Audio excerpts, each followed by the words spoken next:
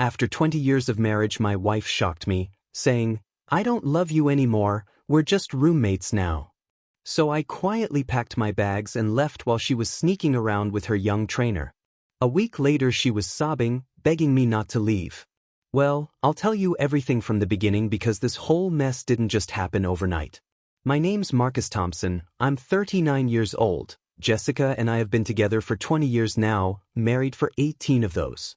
We were just kids when we got together, barely out of high school when she got pregnant with our daughter Emma. I remember that day like it was yesterday, sitting in my beat-up Honda Civic in the parking lot of a CVS, staring at that little plastic stick with 2 pink lines, both of us scared out of our minds but trying to act like adults. "What do we do now?" she whispered, and I took her hand and said, "We figure it out together." That was my first real promise to her, and I meant every word of it. We got married 6 months later in a small ceremony at her parents' backyard in Phoenix, Arizona, where we'd both grown up. It wasn't fancy, but it was ours, and I was convinced we could conquer the world together.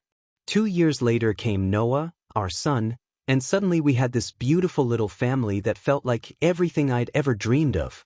Those early years were tough financially. I was working construction during the day and taking business classes at the community college at night, while Jessica stayed home with the babies. We lived paycheck to paycheck in a tiny apartment, but somehow we were happy. Really happy. Jessica would pack my lunch every morning with little notes tucked inside, and I'd come home exhausted but energized just seeing her face. We'd put the kids to bed and collapse on our secondhand couch, talking about our dreams, our plans, how we were going to build something amazing together. And we did build something amazing. I started my digital marketing agency in our garage 7 years ago, working 18-hour days to get it off the ground while Jessica managed everything at home.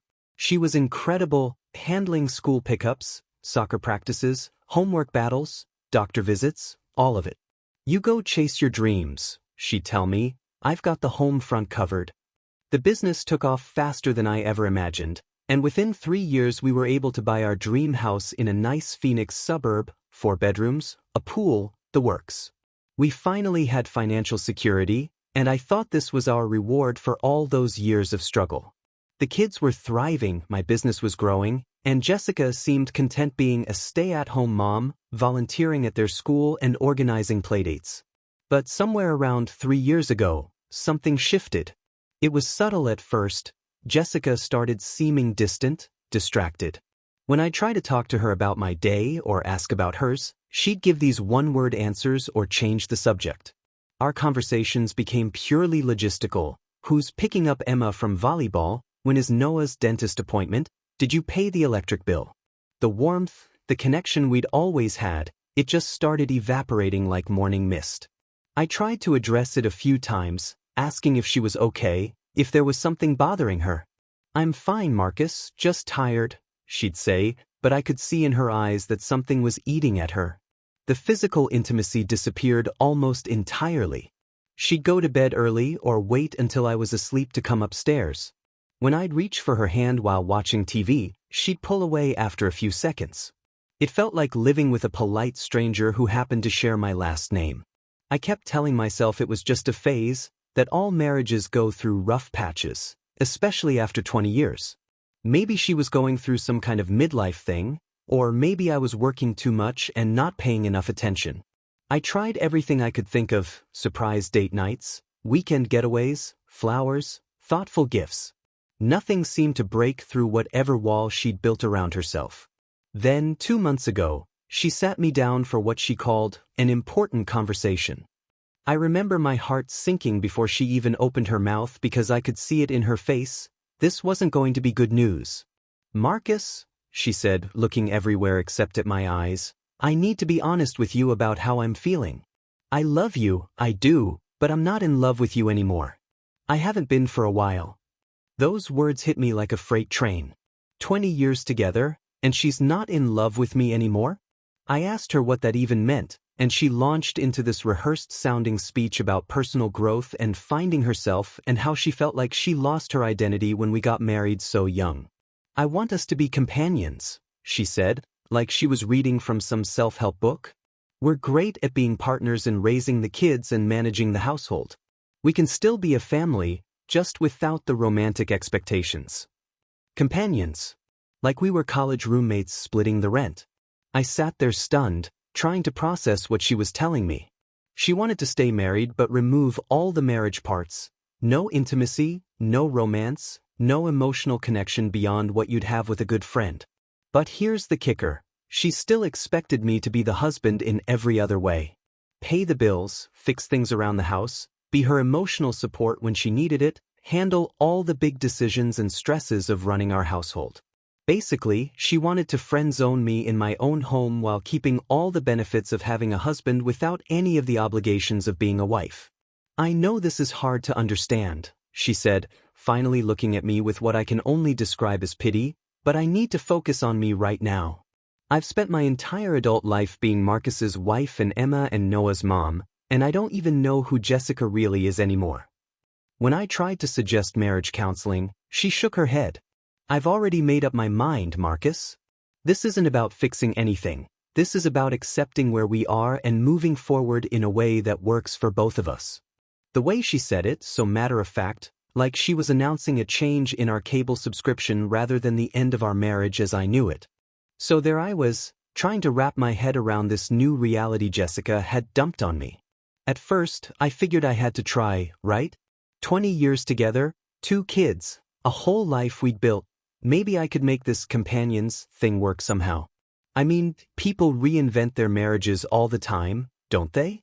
I started treating her more like a roommate, giving her space, not pushing for physical affection or those deep conversations we used to have. I thought maybe if I showed her I could respect her boundaries, we could find some kind of middle ground that didn't involve blowing up our entire family. But here's what I quickly learned about Jessica's new arrangement. It only worked one way. She could pull back, create distance, treat me like some guy who just happened to live in her house, but the moment I started doing the same thing, oh, that was a problem. I remember one evening about 3 weeks into this experiment, I came home from work and just went straight to my office to catch up on some client calls. Used to be, I'd always find her first, give her a kiss, ask about her day, normal husband stuff. But we're companions now, so I figured I didn't need to do the whole greeting ritual anymore. Wrong move, apparently. She came storming into my office 20 minutes later with this wounded look on her face. So you're just going to ignore me now? She said, and I'm sitting there thinking, wait, what? I reminded her that she wanted space, that we were keeping things platonic, and she got this annoyed expression like I was being deliberately obtuse. That doesn't mean we can't be friendly, Marcus.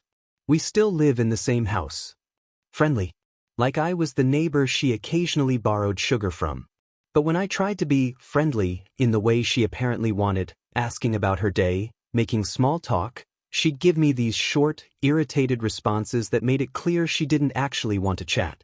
It was like she wanted me to care about her emotional state but not expect her to reciprocate, to be available when she needed something but invisible when she didn't. The double standard was driving me crazy, but I kept my mouth shut and tried to figure out what game we were playing. Then the suspicious behavior started ramping up. Jessica had always been pretty casual with her phone. She'd leave it lying around, answer texts in front of me, no big deal. But suddenly it was glued to her hand and always face down when she set it somewhere. She'd get these little smiles while texting that I hadn't seen her give me in months. When I walked into a room, she'd quickly close whatever she was looking at and give me this guilty, caught expression that she'd try to cover with a too bright smile. Just checking Facebook, she'd say, but something about her tone felt off. She started leaving the house more often too. Grocery runs that took 3 hours. Coffee dates with friends I'd never heard her mention before. I'm just trying to build a social life outside of our family, she explained when I asked about all the new activities. Fair enough, I thought. Maybe that's part of this whole finding herself thing she's going through. But then she started caring about her appearance in ways she hadn't in years. New workout clothes, fresh highlights in her hair, makeup for a trip to Target. Don't get me wrong, I loved seeing her feel good about herself, but the timing felt weird. All this self-care coinciding with the emotional distance from me? My gut was telling me something was up, but I didn't want to be that paranoid husband who couldn't trust his own wife. The breaking point came when she mentioned her new gym. We'd had a family membership at the local rec center for years, but suddenly that wasn't good enough anymore. I joined this CrossFit place, she announced one morning while getting dressed in brand new athletic gear. It's more challenging, really pushes me out of my comfort zone. She was practically glowing when she talked about it, more animated than I'd seen her in months. She started going 4, sometimes 5 times a week, always coming home energized and chatty about her gym friends. There was this one name that kept coming up, Tyler, her trainer. Tyler says I have natural athletic ability. Tyler thinks I should try the advanced class. Tyler was telling the funniest story today. Always Tyler. I started feeling like this guy knew more about my wife's daily thoughts than I did. That's when I decided to do a little investigating of my own. I'm not proud of it, but I checked our cell phone records online. Jessica's texts and calls had tripled in the past 2 months, with one number showing up way more than others. I looked at our credit card statements and saw charges at restaurants I'd never been to, all during times she claimed to be running errands.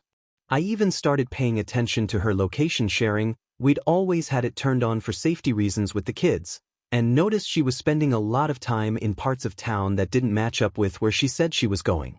But the real bombshell came from someone I'd never even met. I was sitting at my desk one afternoon when a Facebook message popped up from a guy named Brad Wilson. No profile picture, barely any information, but his message made my blood run cold. Hey man, I don't know if I should be telling you this, but I go to the same CrossFit gym as your wife. I've seen her around with this trainer Tyler, and it looks like more than just working out, if you know what I mean.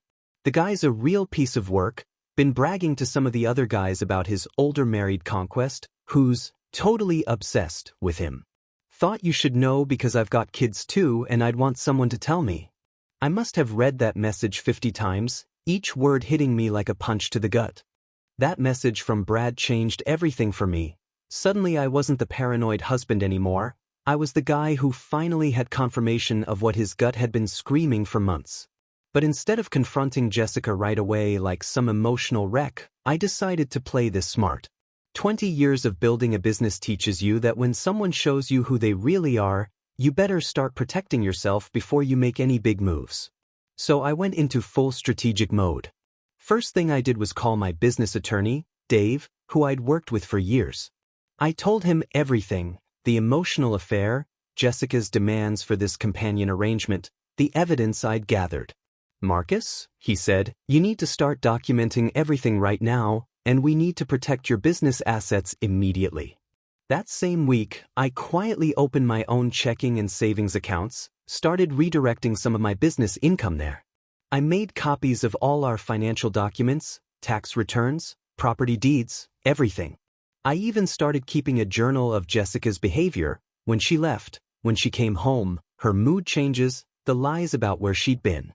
Dave connected me with Linda Rodriguez, one of the best divorce attorneys in Phoenix, and let me tell you, that woman did not mess around. Your wife wants to have her cake and eat it too, Linda said after I explained the situation. She wants the security of marriage while she explores her options. Don't let her play you like that. We started working on a separation strategy that would protect my business and my relationship with the kids. But here's where I decided to have a little fun with Jessica's companion fantasy. See, she'd made it very clear that we were just roommates now, right? So I started acting like one.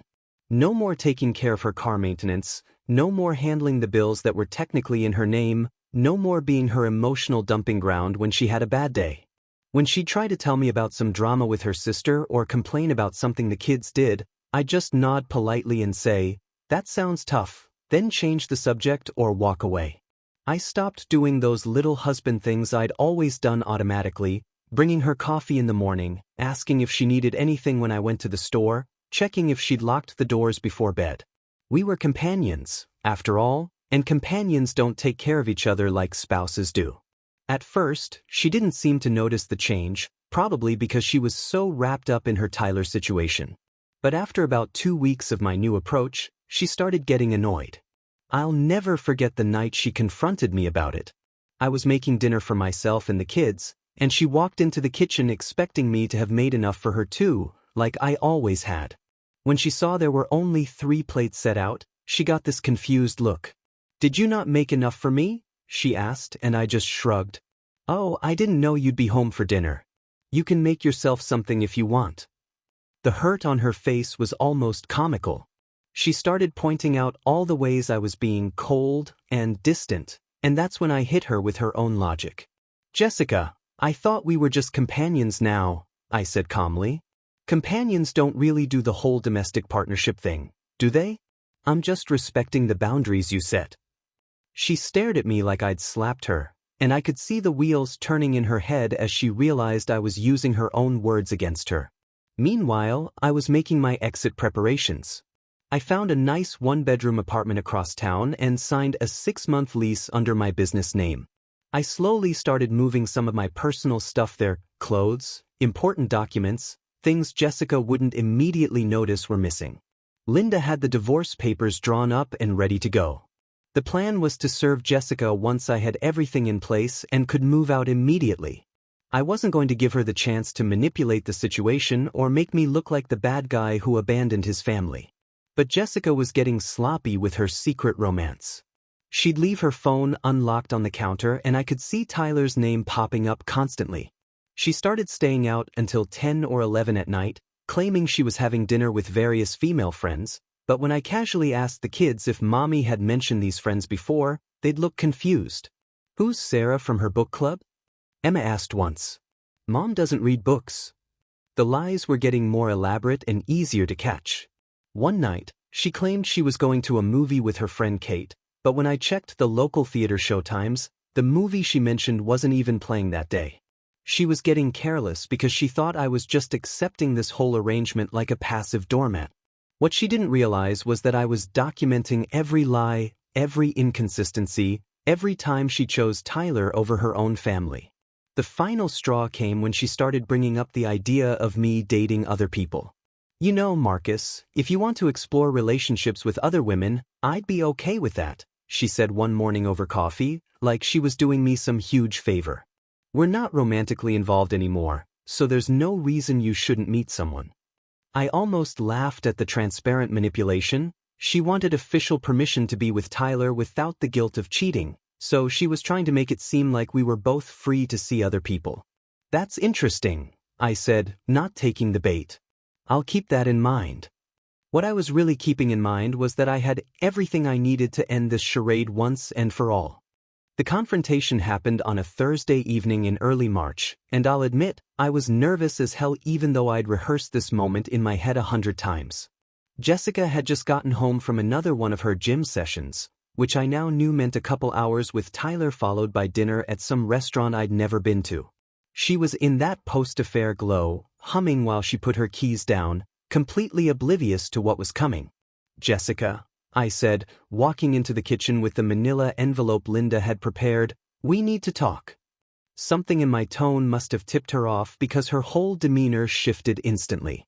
She got that defensive look I'd seen so many times over the past few months. What about? She asked, but I could see the fear creeping into her eyes. I set the envelope on the counter between us and looked her straight in the face.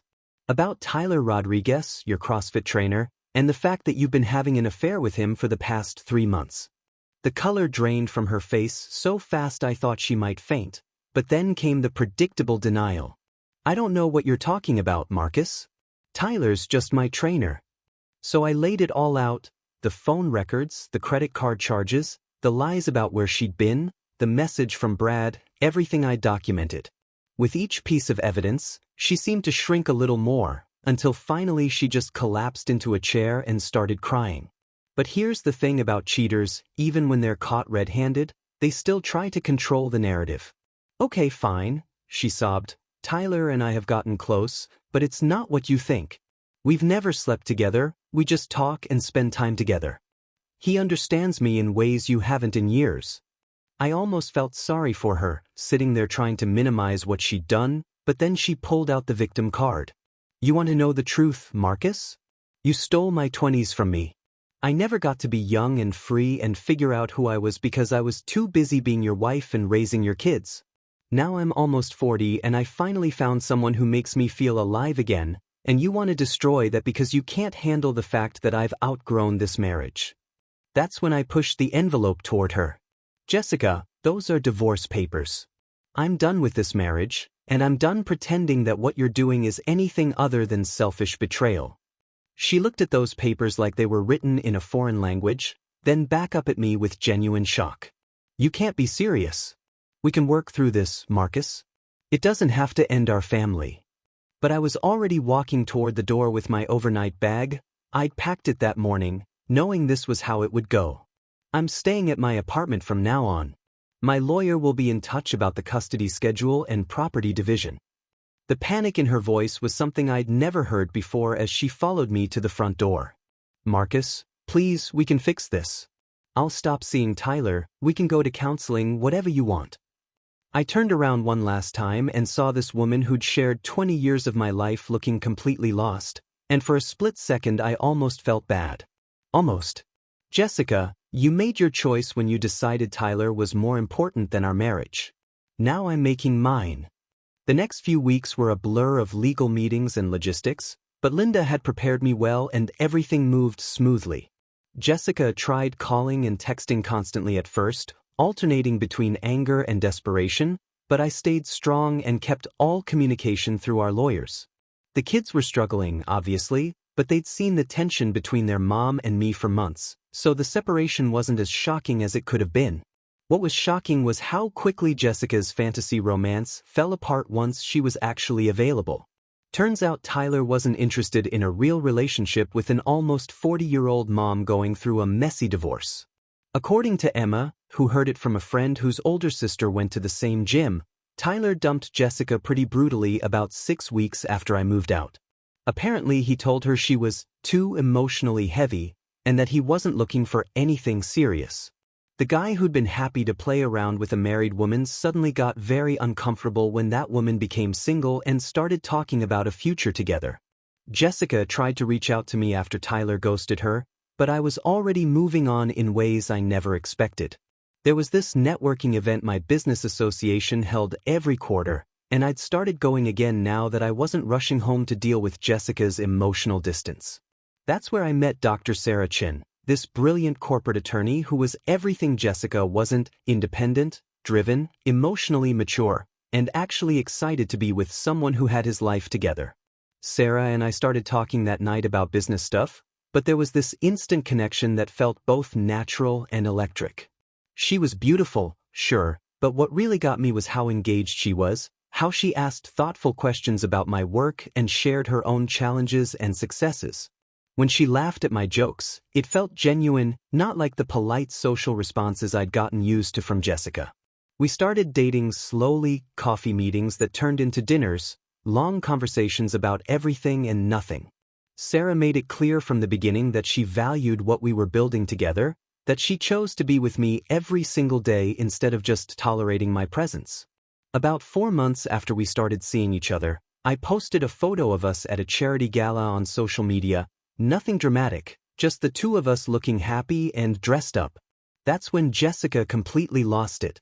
The voicemails started that same night, crying and begging and promising she'd changed, that she'd made a terrible mistake, that we could rebuild our marriage if I'd just give her another chance. Marcus, I see who you're with now, she sobbed in one message. She's everything I should have been for you, and I threw it all away. Please don't let 20 years mean nothing. But here's what Jessica never understood: those 20 years did mean something. They taught me exactly what I deserved in a relationship, and it wasn't someone who only wanted me when they couldn't have anyone else.